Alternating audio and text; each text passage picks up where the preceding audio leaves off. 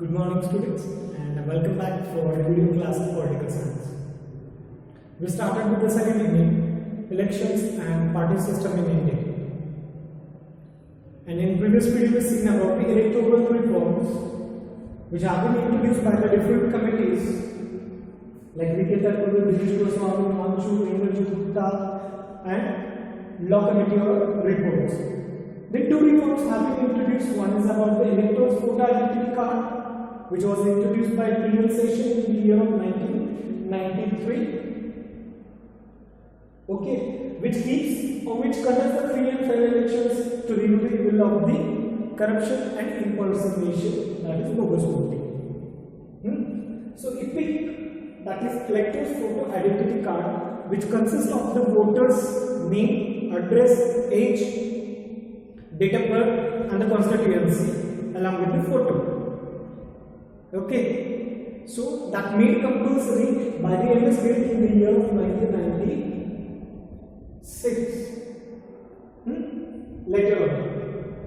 Then this second reform we see, that is electronic voting machine (EVM), which was introduced in the year of 1998 in the 14th Lok Sabha election from 2001 to 14 by MS Gill itself, and which consists of two units, ballot unit and control unit. Control unit will be with the polling officer and ballot unit will be there where the voter exercise their voting, and it has an importance, easy for illiterate, easy, time saving, accurate results and eco-friendly. So these are the different importance of the EVM machine. Now we will see the next part of this electoral reforms, where I told three antecedents are there, which has to be given by the voter at the time of nomination. जो व्यक्ति election के लिए खड़ा हो रहा है तो form भरते समय उस व्यक्ति को, उस कैंडिडेट को तीन antecedents, three disclosures he had to give in detail to the election commission when he is filling a nomination form. So which are the three disclosures? So first one is about the criminal, educational and property. These are the three disclosures or mandatory disclosures.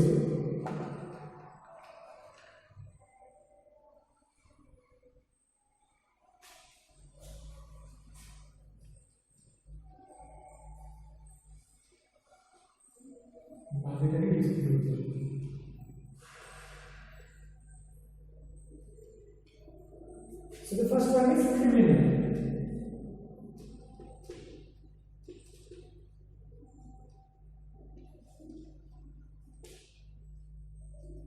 Antecedents.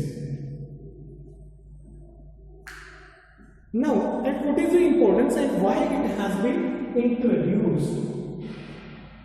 So the Supreme Court of India has taken initiation, even given a guideline to the Election Commission, these things to be introduced.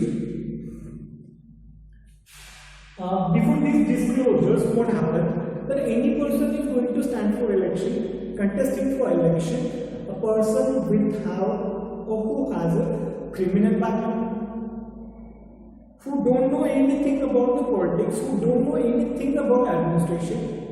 Even person can contest election on the basis of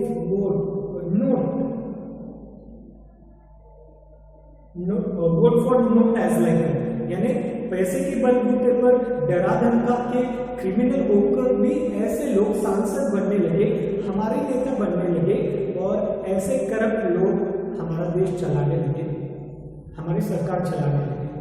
तो इन सब corruption के ऊपर, ऐसे पैसे वाले लोगों के ऊपर, क्रिमिनल्स के ऊपर रिस्ट्रिक्शंस लगाने के लिए और सही व्यक्ति को राजनीति में लाने के लिए, जो सच्चा राजनेता है या फिर लोक नेता है, ऐसे लोगों को सरकार में लाने के लिए, सत्ता में लाने के लिए इलेक्शन कमीशन ने ये 3 डिस्क्लोजर्स कंपल्सरी बनाए.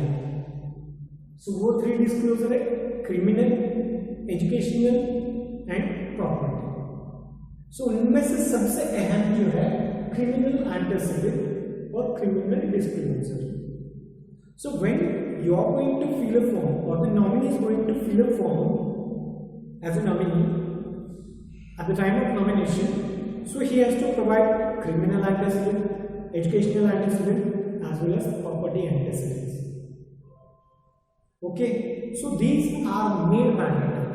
So first let's discuss about the criminal antecedent, why it is made compulsory.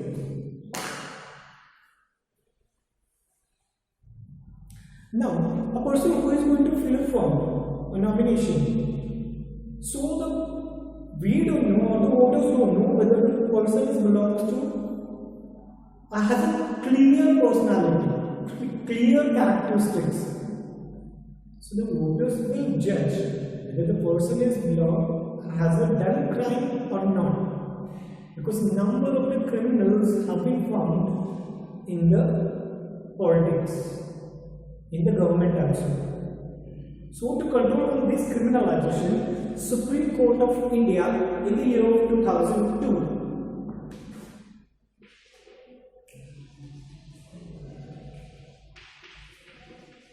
Supreme Court of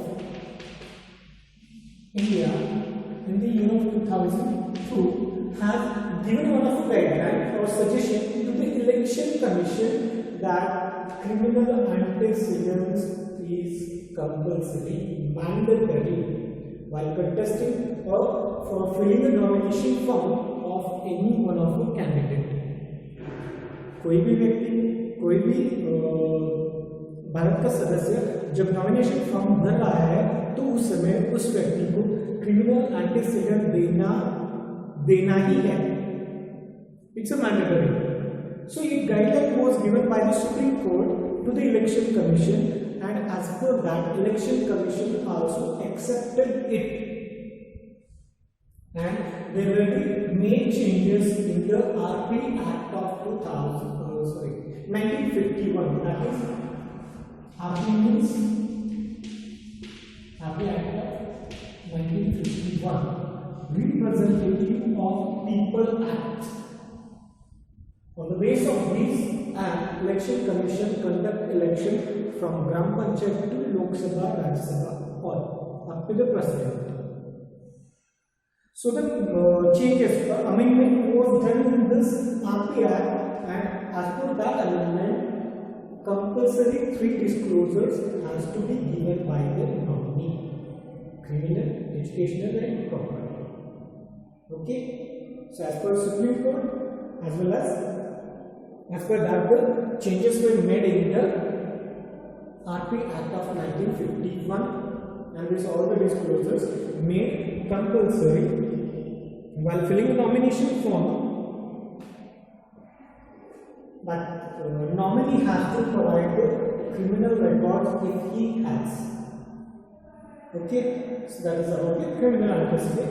Now further, whatever, if the person has any kind of cases, so what kind of cases, what was the result, so these all the detail he has to provide, whether it is like an NOC which we are getting by the closest police station, nearby police station, in which area your location comes, where you do live.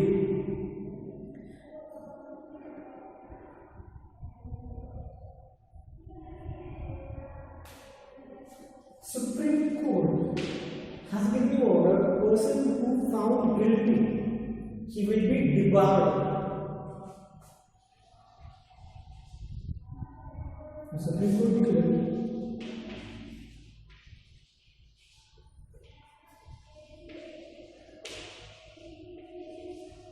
nominee who found guilty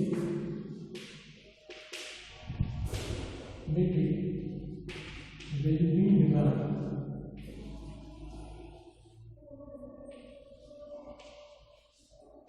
Debarred by contesting election.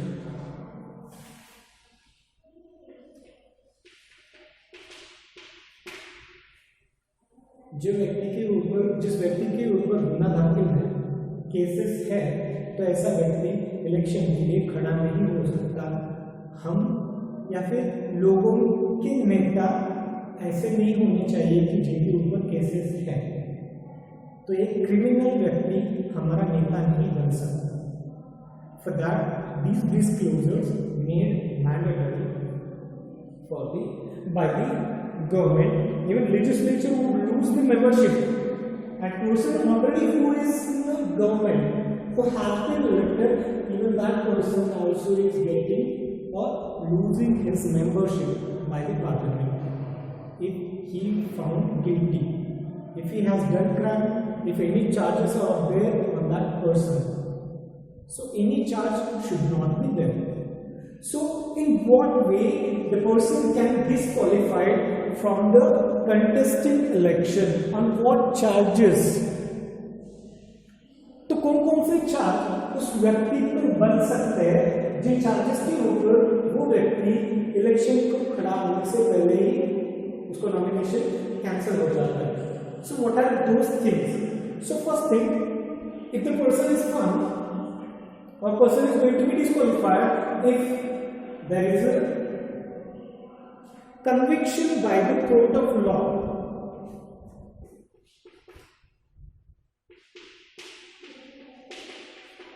Conviction by the court of law. So if any charges or any case is there on the person, then at that time the person will get disqualified. That nominee can't fill the form. Okay, this is the first thing. Second thing, when he is going to contest the election, before 6 months of that, if any case is there on that, 6 months before.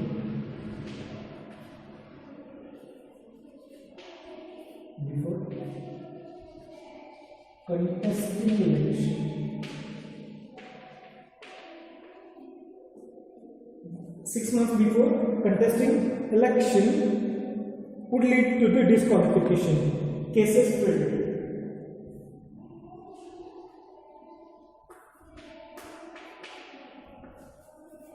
Election खड़ा होने से पहले 6 महीने पहले अगर मान लो उस व्यक्ति पर कोई भी केस फील कही है या किसी व्यक्ति ने उसके ऊपर केस किया है 6 महीने पहले, तो वो व्यक्ति डिस्क्वालीफाई हो जाता है इलेक्शन से।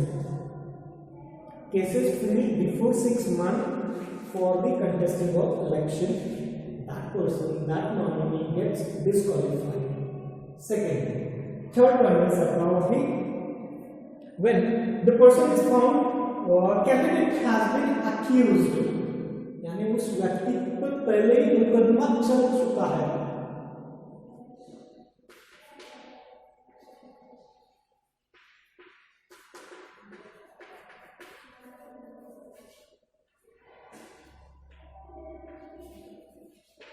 And got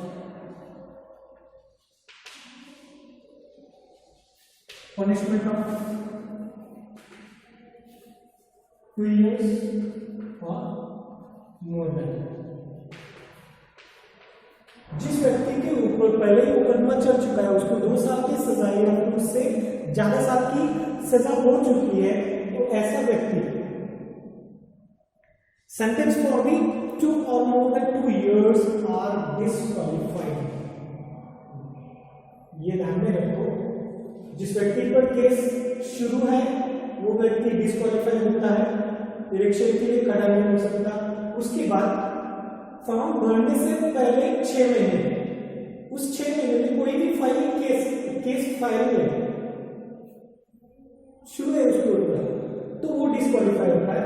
या फिर इलेक्शन से पहले उस व्यक्ति को 2 साल या फिर 2 साल से ज्यादा की पनिशमेंट मिल चुकी है, तो वो व्यक्ति इलेक्शन के लिए खड़ा नहीं रह सकता। And one more, and the last thing, which is very important, where a person is going to be found guilty.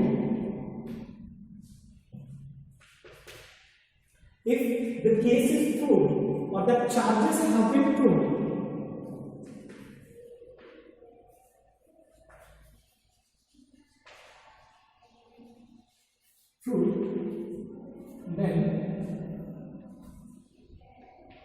person gets disqualified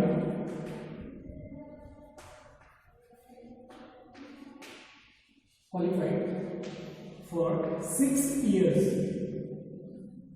जब एक आध व्यक्ति पर गुनाह दाखिल है और वो प्रूव हो जाता है, उसको पनिशमेंट मिलती है, चाहे 2 साल की हो, लेकिन उसके बाद 6 साल के लिए वो व्यक्ति इलेक्शन या फिर चुनाव में खड़ा नहीं रह सकता।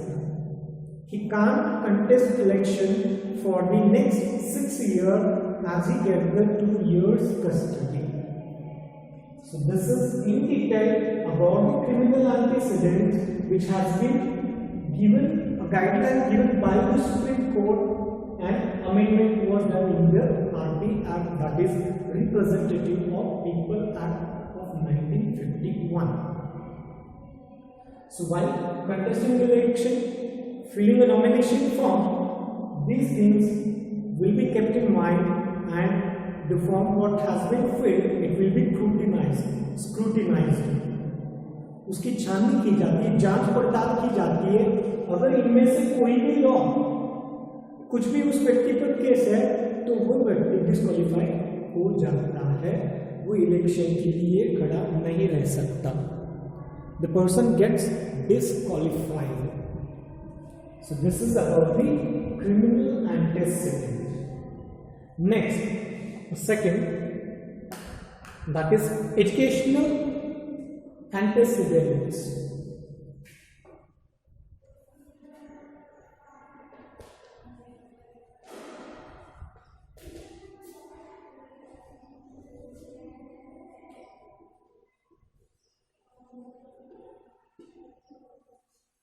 Now when filling a form, it's compulsory to give the details about the education. Criminal is okay, but why education is made mandatory? There is no any compulsion, or there is no any specific qualification is mentioned in our Indian Constitution. No specific qualification is mentioned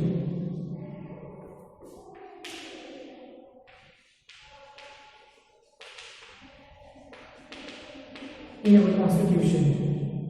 No proper or no any qualification is mentioned in our Constitution, but then also educational qualification has to be given. Here, thumb reader, even uneducated person also can contest an election, but the thing is that the person should aware about the Indian political system, Indian administrative system. He has to take active part. He should know about the legislature and administration and in the law making process. Person should aware about Indian legislature,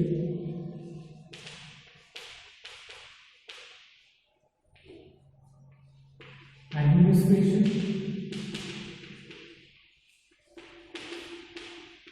and the law procedure.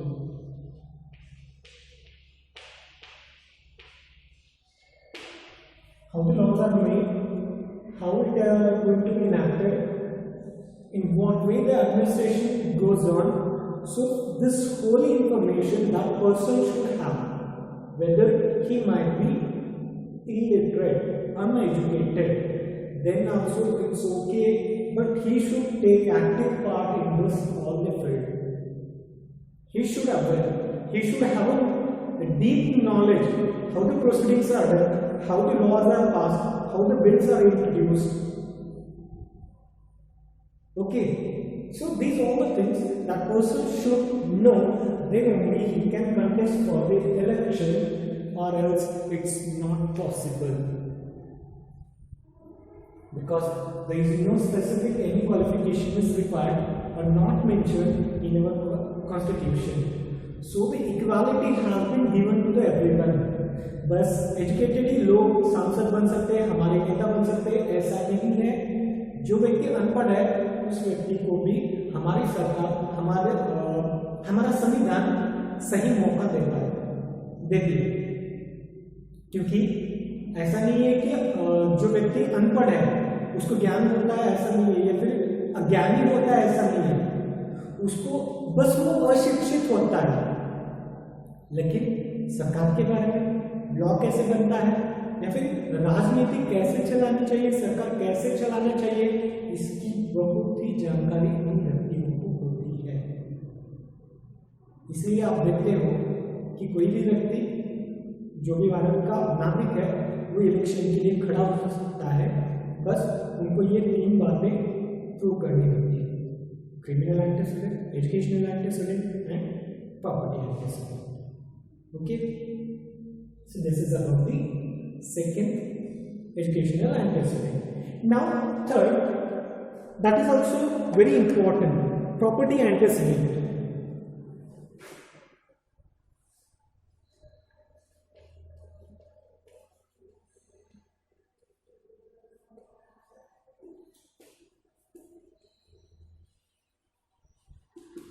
Property antecedent. Now already we completed criminal antecedent, educational antecedent. Now what is the importance why nominee has to provide this property antecedent? क्योंकि आपने अनेक से elections में देखा होगा that contesting election is an expensive affair, whereas people with the money power gets elected may amass more than money power. Money and muscle power, जैसे कहा जाता है कि जिसके पास पैसा है उसके पास पावर है और उसके पास सत्ता भी है, शासन भी है। जो ज्यादा नोट देगा उसको ज्यादा वोट मिलेंगे, vote for note. Some people have a tendency of this. कुछ व्यक्ति अगर पैसे से नहीं मांगते तो उसको डरा धमका कर उनसे वोट लिया जाता है। But in this democratic country, in this democratic government, all people have their own rights, that they can cast their vote to their eligible candidate, their preferable candidate. No one can't force them by money or by power also. मुझे जिस व्यक्ति को vote देना है मैं उसी व्यक्ति को वोट दूंगा। कोई मुझे डराएगा नहीं, धमकाएगा नहीं, या फिर पैसों का लालच देकर भी मैं उस व्यक्ति को वोट नहीं दूंगा। हाँ, वो बात अलग है कि कभी कभार कुछ लोग ऐसा भी करते हैं कि एक व्यक्ति से पैसा लेते हैं और वोट देते हैं दूसरे व्यक्ति को, यानी खाते हैं एक व्यक्ति का और खाते हैं दूसरा ही व्यक्ति का। It's left to the people. People have to think about it.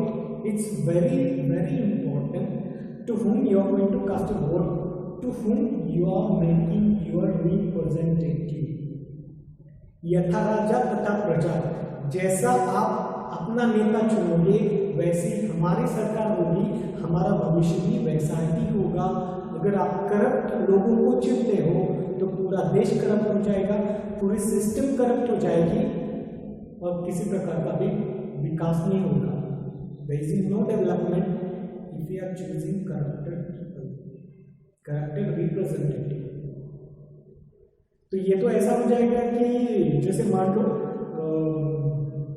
एक लकड़ी में दीमक लग जाएगा जो अंदर से उसको पूरा खोखला कर देगा। The Indian system has become like same. So please make your parents aware about the elections, the system, what we have, about this criminal antecedent, educational antecedent, and property antecedent. So while nomination form, while filling it, the person has to provide it personal property as well as family property.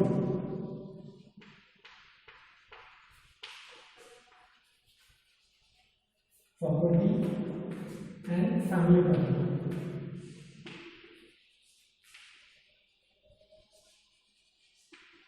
Everything in detail has to be provided while filling nomination form. Along with that, movable and immovable.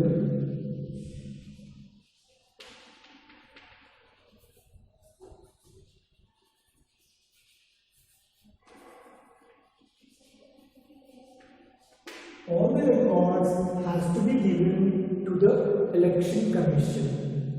Movable property, immovable, जो आपकी स्थावर मालमत्ता है, वो भी, और जो liquidity है, अस्थायी रूप में जो भी आपकी संपत्ति है, उन सबका लिखा चिट्ठा आपको देना पड़ता है, क्योंकि पैसे के बलबूते पर अनेक से चुनाव लोग जीत जाते हैं और फिर से दुगना पैसा अपने लिए बनाते हैं। इसीलिए ये करप्शन या फिर what it is called as power to destroy it and let the common man to become a representative for that and conduct the election on the basis of free and fair and impartial way, without any corruption, without any impersonation, without bogus voting. These three antecedents have been introduced: criminal antecedent, educational antecedent, and property antecedent. While filling a nomination form, all the representatives, all the nominees have to provide these three. And it has been amended in the Representative Act of People or Representative of People Act of the 1951 has amended.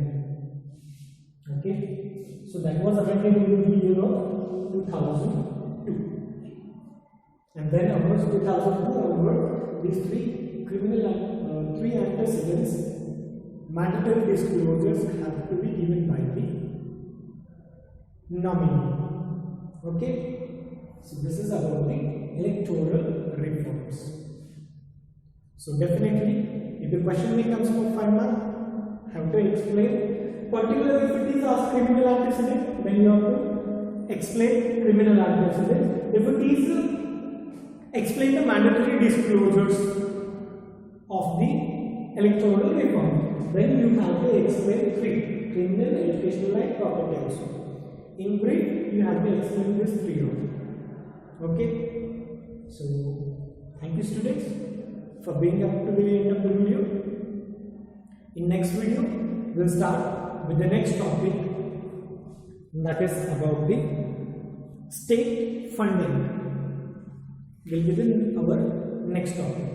Okay, thank you and have a good day.